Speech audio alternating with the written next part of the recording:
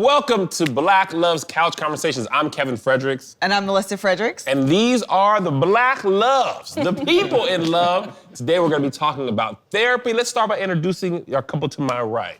Hey, how's it going? I'm Terell Johnson, and this is my wife, Marisa. Marisa Johnson. Marisa Johnson. welcome to Johnson's. I'm Glenn Doherty. This is my fiance, Shafondra Matthews. Pleasure. Welcome to Couch Conversations. This is Kevin and Melissa. We've been married I'm Melissa. Yeah, I'm Kevin. We'll be married for 18 years. We've been married for 18 years and together for 21. Mm-hmm. We've got a lot to talk about today. The topic is therapy. Mm-hmm. We started individual therapy in 2020. Mm-hmm. The pandemic was like, what if you worked on yourself? That's what we started, and then couples therapy in 2021. Speaking for myself, I feel like it has been instrumental in the next phase of our relationship. I feel like it's like, we older blacks, not old, but older. And it's like I'm not old, first of all. 40 is the new 40. It's like your knee bothering you for a while. Yeah. You just accept it, then it hurts a little more and a little more. And then finally you're like, let me just go get it checked out.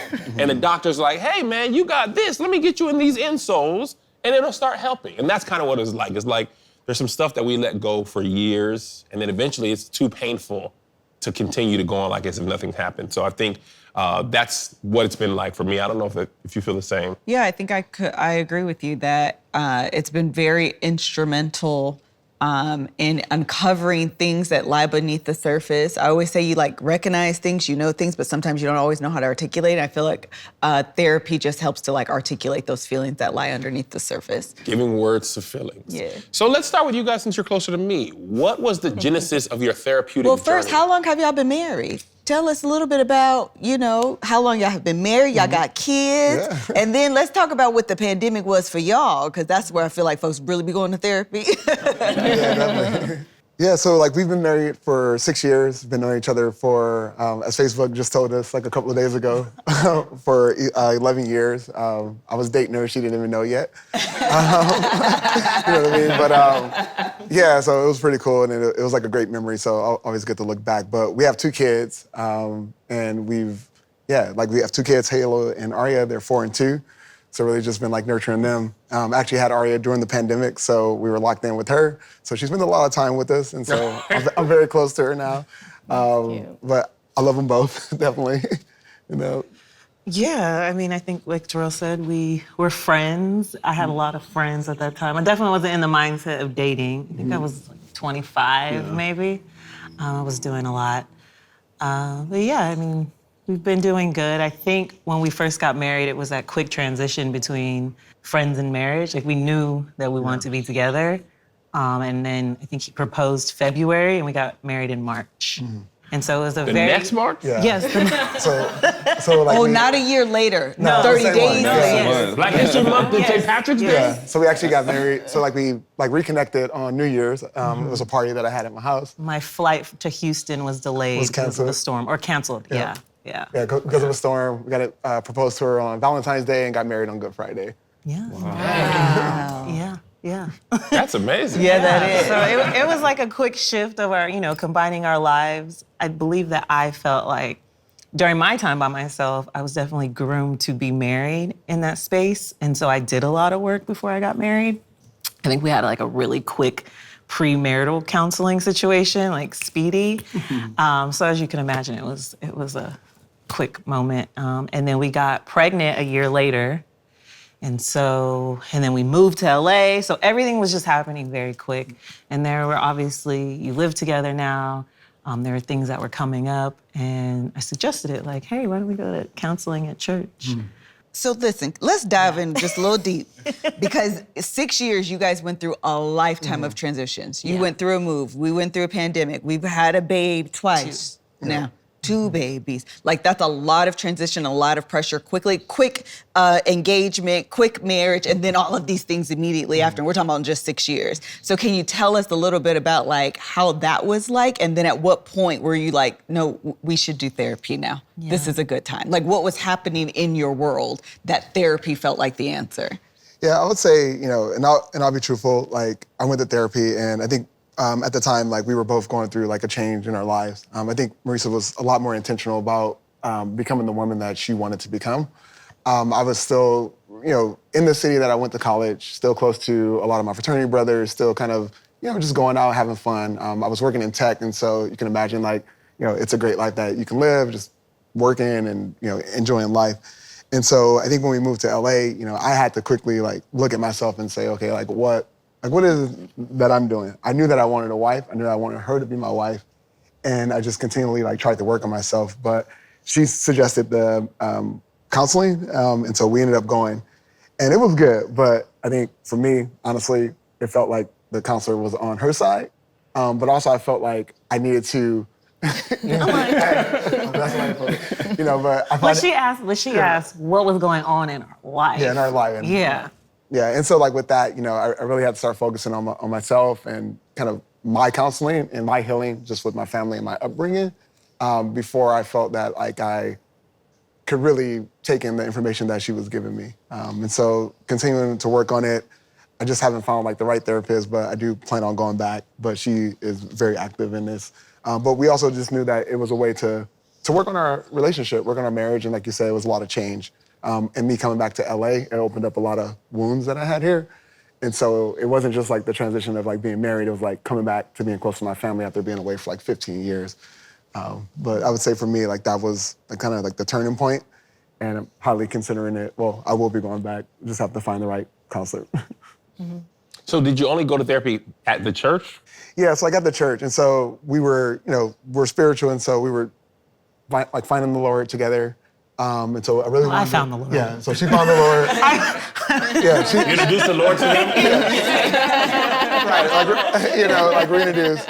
And so we were going to church, and again, it's just about being around like the right people. And so finding the right therapist is definitely important. Being a Black male coming from South Central, the therapist that I did find he wasn't Black, he wasn't from South Central, he was on the West Side, so you can imagine. So I just haven't really found the right one, but there are some therapists that I know that are out there. But ultimately, it's about working on myself. So whether it's like trying to read a book or just trying to talk through like my inner child issues, so I can be my whole self for her and most importantly, like for my kids. Yeah. I'm gonna come to y'all real quick. I'm gonna just say one thing, Terell, because I feel you on this, but I'm gonna just call you out a little bit too. I'm gonna say this. Finding a therapist is literally the hardest thing. Like, it really is. It took me a while to find my own personal therapist, but there comes a point where you use it as an excuse because therapy is so scary. Yeah. Literally, the scariest thing is being like, so you gonna make me look at me? Yeah. I don't know if I'm really ready to look at me for real. Like, I be lying to myself, and now you gonna call me out like I'm not really ready for that. So instead of going through the process, I'ma just find a therapist not like them, find a therapist not like them, find a therapist not like them, find a therapist not like them, and then say, I'm so frustrated, I can't find a therapist. So it becomes a point where it becomes like the excuse of, because the fear of what could happen if you truly, like, it's vulnerable, it's scary, it like all of these emotions and things, you're like, you might hit a raw nerve and I might not never be the same. You know what I mean? Like, that's a really, really scary thought. So I do wanna like tell you I understand, because I get it, because I was there too. But also just encourage you to like, don't stop or don't start to use it as an excuse to not go. You know what I mean? Yeah, no, I completely feel you, and I definitely made excuses, and using certain factors as excuses. Yeah. And so I do know that, and I know that about myself. But at the same time, like I have to take this step forward. Absolutely. Especially now, like recently, just had a lot of loss in my life. Like my mom passed, and so I need it more than ever now. And so to be completely honest, but I definitely, I take that in and appreciate that. Yeah, to be for honest. sure, for sure. So, Glenn and Shafondra. There you go. I got it? You got Look it. at God, he came in. So tell us about you guys' path. You're together, your therapeutic journey. Walk us through how we got here. So we met in college through a mutual friend, which is a story in itself. He was initially trying to, I guess, Holler. holler at her. And, Mutual hollering. yeah, absolutely. And he took me with him to go to her room. Oh. Just pop up random, you know. Yeah. He didn't tell me who was coming. He had this random dude with him, which is this guy. Yeah. Didn't say anything, made a beeline to my computers. I thought he was rude. But yeah, we were both in relationships when we met, but we, became romantic at a certain point. We've been together for 20 years. We have a lot of history together. We've actually been married, been divorced, and now we're back together. Yeah. So, Engaged. Congratulations. Thank That's you. going to be an interesting cake. What kind of cake is that? Wait, for clarity, because I know this is gonna, I'm wondering too. So you've been married to each other? To each other. To each other. Yeah. We were married to each other, got divorced from each other. How long were y'all married? We made it a good year. Yeah, just over a year. Yeah, but we had been together previously for 15 years at that point. Okay. Got It it. was a Okay. long time, yeah. You sound like a word problem now. Brandon Shafondra was together for 3 years, divorced 15. What time did they get to Philadelphia? You know what? Answer Exactly. 6. I get confused too. Exactly. So therapy entered the situation. Yeah, I would credit therapy for the main reason why we were able to get back together, because for a while I had dealt with drinking, binge drinking, to be more specific. So I was going out, doing a lot of drinking, partying, and spending money, just living recklessly, getting arrested several times. And I decided to go to therapy for that reason, but I had also had an affair at the same time. So I was confused, right? So there were a lot of things that I wasn't happy about, not to her fault, that I needed to figure out through therapy, as well as figure out my drinking issue. And that started, I would say, about middle of 2016. Yeah, and I remember talking to my therapist, almost trying to figure out who to choose, at that point, which was kind of ridiculous when you think about it. And got through a lot of stuff, I'll admit. In terms of the affair, she found out. We got divorced soon after that. I continued to go to therapy even after the divorce. There was a period where I wasn't going to therapy just because I was going through employment transition at the time, got laid off from a corporate job. And I started going back again, and that's when, she kind of noticed after the divorce, I was really getting my life back together. And so literally about 6 months after the divorce, we got back together, moved into a new house in November, so about 3 months later, and we decided to go to couples therapy. So I guess I'll let you. So my journey with therapy began around the time I found out the affair happened. I think that was the camel that broke the straw that broke the camel's back for me. So I sought my own therapist because, it was a lot of baggage from the previous years we had been together. Plus I had my own, struggles with self-esteem and things that I needed to just work on for me. So, I was seeing my own individual therapist. When we got back together, we were good for about the first 6 months. But then I started to regress emotionally because I never unpacked all of the things that had happened previously. So I was like, oh, we're back together. Oh, this dude cheated on me. Oh, we've had a really rough past. And I just really needed to unpack all those things. So he was like, hey, we should go see a couples therapist. We should see someone together. So that's when we started therapy together, in 2018, I believe. Yeah. And it was good. It was really good. Because you have this third party that's kind of helping you understand where your partner is coming from. So I went in it risking the fact that, hey, she may realize that she doesn't want to be back with me. And I was okay with that. But the therapist was able to, sort of help translate what she was feeling so that I can completely understand what she was going through, right? I can't even imagine what she was going through, throughout the whole process. And thankfully, we we made it. Yeah. At some point, we turned the corner. Yeah. Because I didn't like this dude for a long time. Yeah. You know, we were together, but I'm like, I don't like you. I noticed when the bad parts of y'all relationship, he's this dude. Yeah, he was. This dude cheated on me. I ain't like this dude. You know what I'm saying? That's your boy over there, Glenn. You want to get his life together after he want to divorce me, or now you want to get your life together. Yeah. It's like deja vu. That's how, that's how it went. Yes, he was just this dude that I was living with. So you mentioned back in 2016 you went to therapy. How did you have the wherewithal to go? Because listen, scary. Therapy is scary. Going is scary. So what even made you decide like, oh, I need to go out and do this? Yeah, that's a good question. I didn't have any fear around it because I did so much leading up to that point. Like I said, just, being arrested several times, just not being able to figure out the issues. And I'll mention this, what led me to therapy is because a couple of times I attempted to go to AA and I didn't identify with it. And my thought process at the time was, well, I can go weeks, months without drinking. But when I do, there's no off switch. So that whole night, just drinking and not remembering. So I didn't identify with AA at the time because of that. So I said, hey, there has to be a different way. So I went online, searched therapists. I just knew it was something that I needed to do. I knew I needed to fix myself pretty much. And so I started that path. Yeah. Do you feel like you were at rock bottom? Did you reach rock bottom?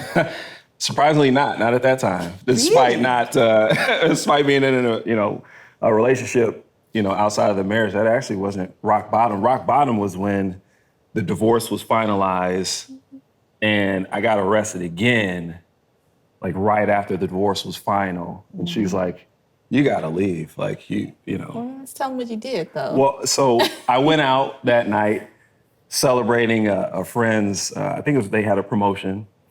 The issue was, I actually don't recall the drive from the bar up to the point that I got arrested, which was alarming. So I obviously could have harmed myself or someone else. And I was literally like a couple of lights away from getting home when I got pulled over. So they called her. They actually came and picked her up because it was so close. And then that's when Yeah, so I had to hop in the car. I had to go get him from the police station. I didn't have to go in. They released him. He comes out and he was so angry and belligerent. So you know how sometimes they have flood lamps in the lawn? Mm-hmm. He's kicking the lamps on the way into the car. So I'm like, get in the car. He had on Timberlands. He lost a boot. I'm like, and the policeman is yelling. He's like, hey, get out of here. You want to go back to jail? And he was just so angry. I'm still a little drunk. Yeah. So I got him home, but after that, I was like, we're done. Yeah. Like, you have to go. I don't know what else I can do for you at this point. So that was rock bottom. So, and I also add to that, being rock bottom was, now I was on my own. I had a condo. Now I'm by myself. So I go from seeing them and the kids every day to, I think,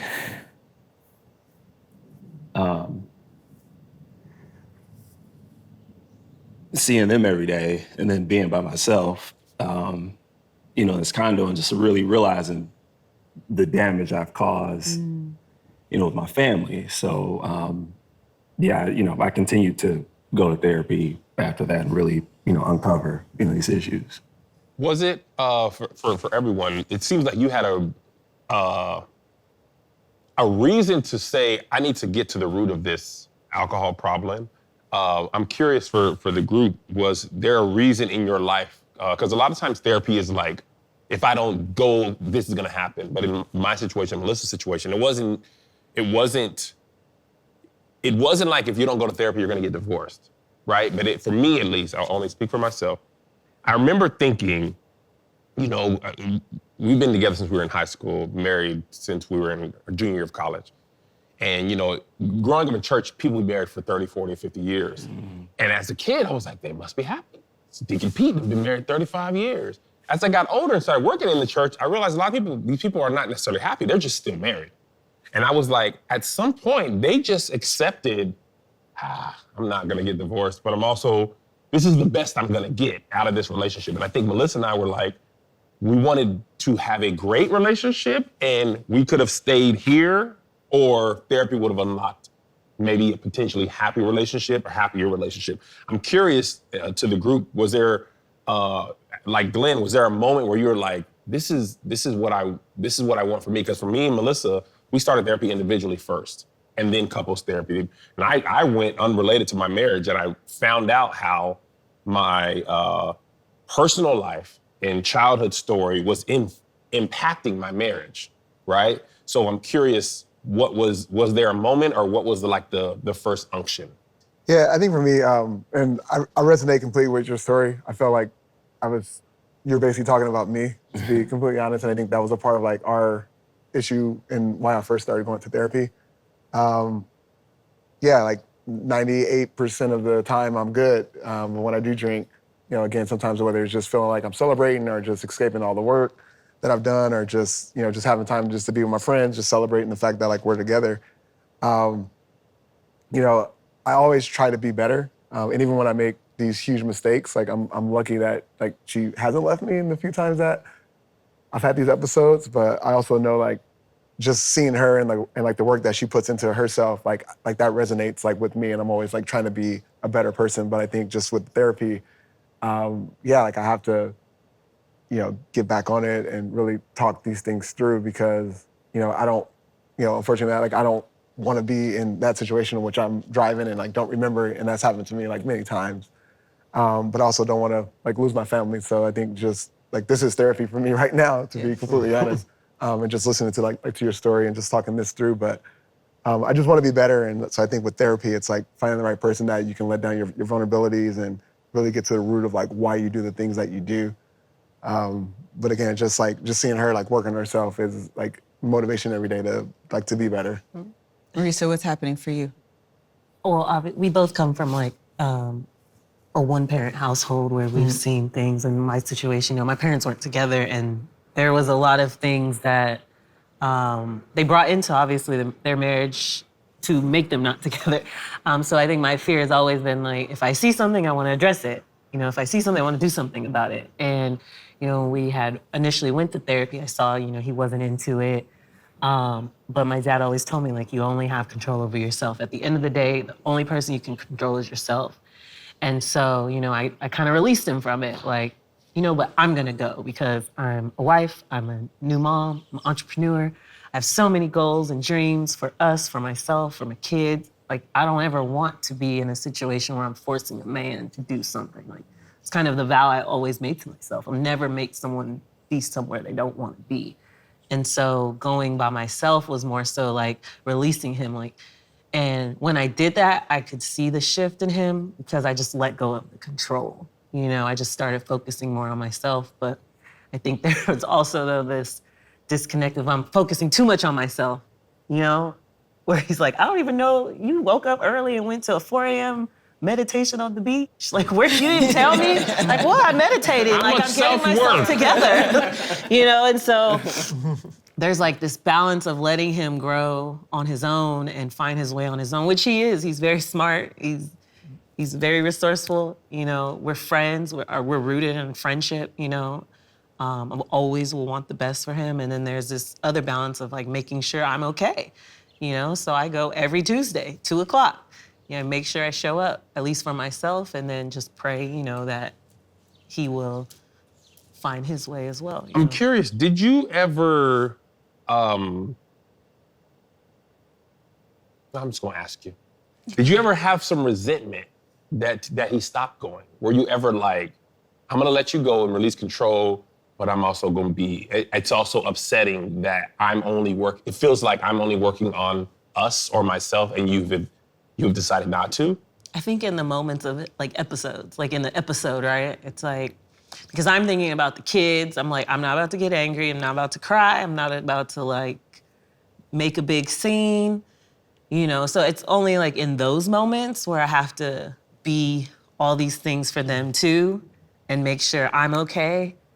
I have to make sure he's okay, but there's like a point where, well, you are grown too, so you can make sure you're okay. I think it's just in those moments, because I never want And I never want the kids to see anything like that. I would never, for him and me, you know, and them. Like I'm always thinking about everyone and everything, you know. So probably only in those moments. Because I know he's fully capable. He's fully capable. Yeah. He's smart. He's everything. Yeah, and then I'll flip it a little bit. Like I definitely feel like guilty, sad. That's literally the question I was going to ask you. Did you feel that? I feel it. You know, I feel it every time she goes to therapy. Like I know every Tuesday, like she goes, and so I'm always trying to poke her brain about like what they talk about. You know, did I do anything? And just really embrace like my part in her healing. And so when she does bring up things to me, you know, I do try, and we do a lot of those things, but also I just know like I need more. And, you know, just always trying to become a better version of yourself because these opportunities keep coming, and I don't want, you know, any of my vices to, you know, interfere with my life or any of the things that I have going on, all the success that I've made throughout my entire life to be ruined by like a single decision, whether it's a decision that I've made to, you know, hurt my family or to hurt myself. You guys had said that therapy brought you, I'm sorry, you said you would have not been able to come back together if it weren't for therapy. What were some of the things that you felt like therapy unlocked that you didn't have prior to going? Great question, Kevin. I thought so too. I saw Cody on the corner of my eye. Your boy Kev just killing that. I don't know, Black Love on OWN might have a new host.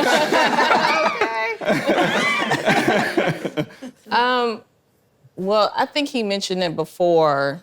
The therapist for us was kind of like a translator with communication, because you can have several hours of conversation about the same topic, and for some reason your partner just doesn't understand where you're coming from. Yeah. And so she was able to take what I was saying, translate it, and say it to him in a way where he understood. For whatever reason, he would, you know, take it in and like, oh, okay, I kind of get it now, you know? Yeah. And so I think she helped with the timing, the patience, because like I said, I regressed, and he was getting a little like, you know, well, you know, how long is it gonna take? And I'm like, as long as it takes. I don't know what to tell you. So she kind of help him like reel it in and get this like realistic viewpoint of how healing works, because there is no timeline for healing. It just happens when it happens. And so, she was great. She actually passed, but she was a great helper for us in that moment. Even with my own individual therapy at that time, you know, he helped me with how to support her and really, you know, love her in her darkest moments, because they brought back those feelings. She was going through a period of time where, you know, we kind of joke, she's like up at night eating Cheetos and kind of just in her feelings, which is totally understandable. So I had to work on being there for her. So going to therapy on my own helped me be there for her and support her and truly, you know, see past what was going on in the present and just look beyond, you know, where actually, and finding out where we can actually be in the end, you know, yeah. You know, I'm not sure what type of therapy you guys go to. Melissa and I do what's called emotionally focused therapy. Right? Mm-hmm. Emotional focused therapy, which our therapist basically stops you and talks about how you feel in the moment and how you felt in the moment. And I remember one of the most impactful sessions we had an incident at one of my tour stops, and I couldn't quite understand why Melissa was frustrated, and I don't think she understood me either. And we walked back through like that moment, and it was almost hypnotic in the sense of like we were literally back through that thing. And I think what has helped us the most is understanding how my actions are interpreted, and her understanding how her actions are interpreted to me, and how something that you are unaware of makes your partner feel. And obviously, you can't change the moment, right? We couldn't change the moment. But what we did in the session is she said, if you could have done something differently, what would that have been? It was basically like a redo. Yeah, it was like re-walking through a bad moment with information that you had knew. how that was helpful is the moments are gonna come again, right? And now we are equipped to say, oh, hey, when we was in Orlando, I did this and it led to that. And now we're in a similar situation. How can I protect her? How can I, you know what I'm saying? And I think to me, that's the most impactful part of therapy. It's like, it gives you new tools to fight the things that will happen again, right? Because we're gonna stick together and, you know, your kids are gonna go from 2 and 4 to 22 and 24. And that's gonna be a totally different thing. And I realized with our kids, like, as our children age, you're like, dang, they don't really even need us like that. Like, you know, this weekend, they was like, we're gonna go to the Four Seasons. They were like, we good. So, but you didn't realize for 7-10 years, they distracted you from each other because you're so focused on them. And now as they grow up in age, you don't need them. So now you're like, well, shoot, it's been 7-8 years.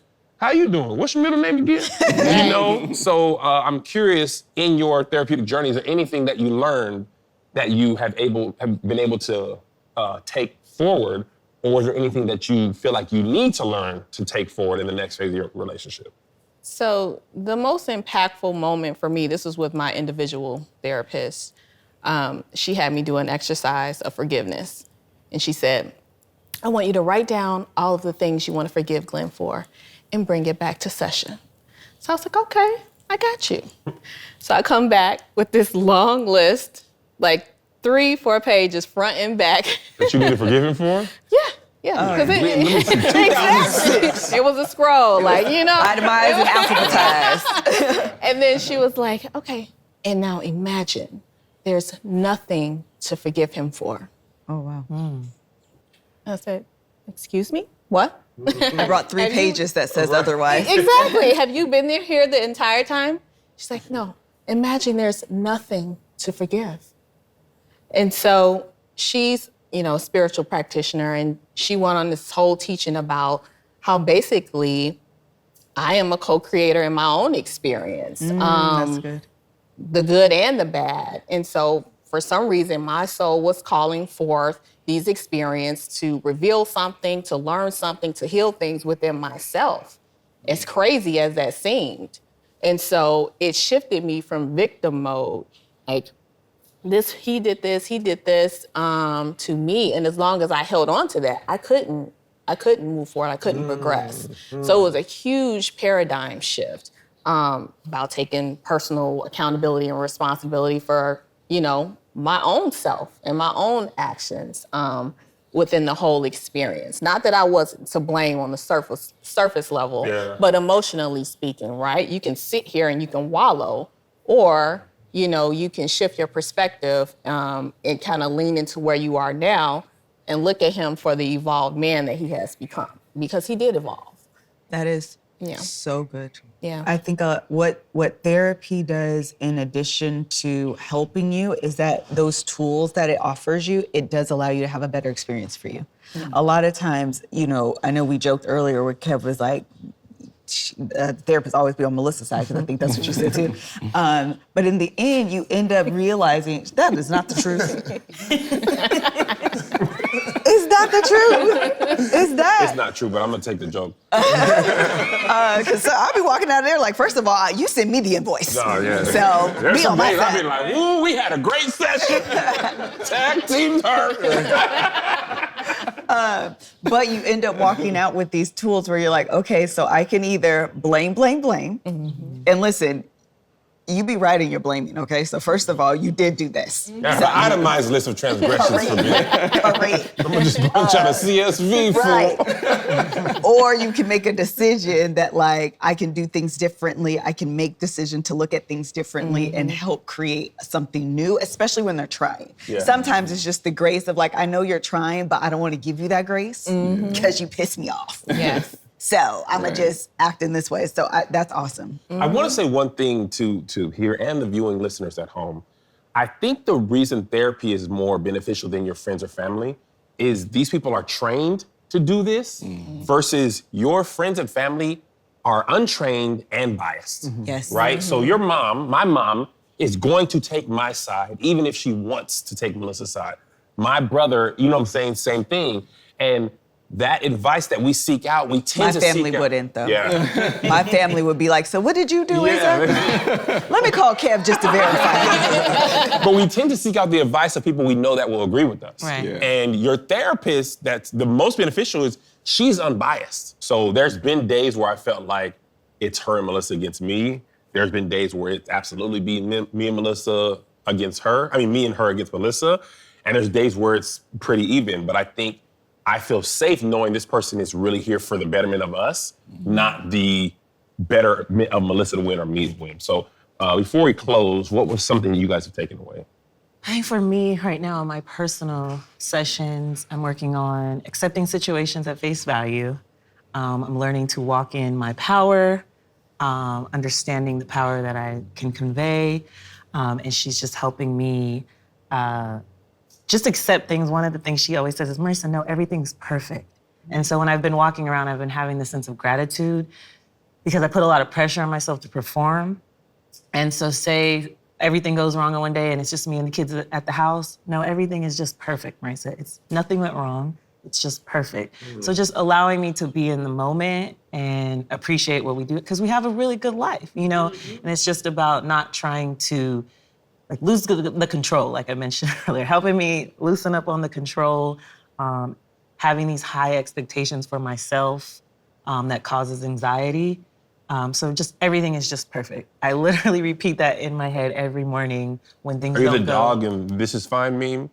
Or it's just burning around, you're like, this is fine. It's fine. This is fine. Everything's fine. Perfectly toasty. When the kids are screaming, yeah, it feels like that. You notice when they're screaming, I just get quiet and they're just like, And they're just going crazy. This is fine. This is perfect. Everything is perfect. Everything is perfect. I love that, though. And what about you, brother? Yeah, I think for me, I think there's a lot of like validation around things that I know that I need to do. And so I want to have a great life.